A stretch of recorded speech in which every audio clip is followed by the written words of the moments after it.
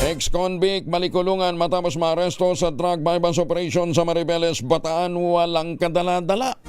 Detalye na balita mula kay Danny Kumilang, Aris 37. Danny, good morning.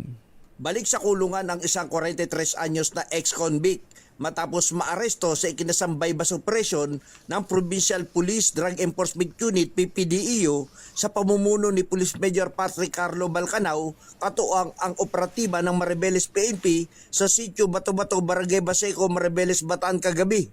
Kinilala ang suspect bilang isang bagong laya na dating nakulong ng 23 taon sa New Bilibid Prison sa Muntinlupa kaugnay ng kasong kinakaharap na frustrated murder. Nahuli ang suspect matapos nitong bentahan ng hininalang shabu ang isang operatibang nagpanggap na pusher buyer.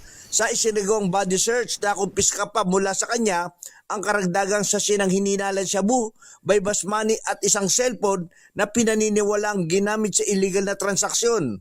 Kasalukuyang nakapiit na ang suspect sa Maribeles BJMP habang inihanda ang kasong paglabag sa Republic Act 9165 o ang Comprehensive Dangerous Drug Act of 2002. Danny Kubilang, RH37, DCRH, una sa Pilipinas, una sa Pilipino.